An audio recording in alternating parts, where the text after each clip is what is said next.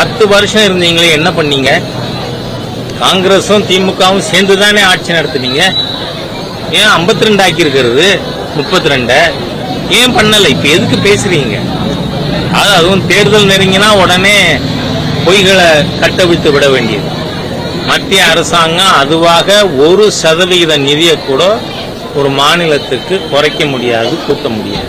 ஒரு குழுவுனி அரசாங்கம் பொய்களை பேசிக் கொண்டிருக்கிறத நாம பார்க்கிறோம். ஆகவே மக்கள் இந்த உதவாக்கரை அரசாங்கத்தை உதறி தள்ளுவார்கள் அப்படிங்கிறதுல எனக்கு எந்த விதமான சந்தேகமும் இல்லை. எவ்வளவு சீக்கிரம் இந்த திராவிடியன் ஸ்டாக்னா என்ன தெரியுமா? 77 சர்க்காரியா கமிஷன் அறிக்கையில சீனி என்ன ஆச்சு? எறும்பு சாப்பிடு. சரி, அது இருந்த சாக்கு என்னாச்சு? கரையாம நெஞ்சிருச்சு. இவ்வளவு கேவலமா it is government of corrupt, by corrupt, for corrupt.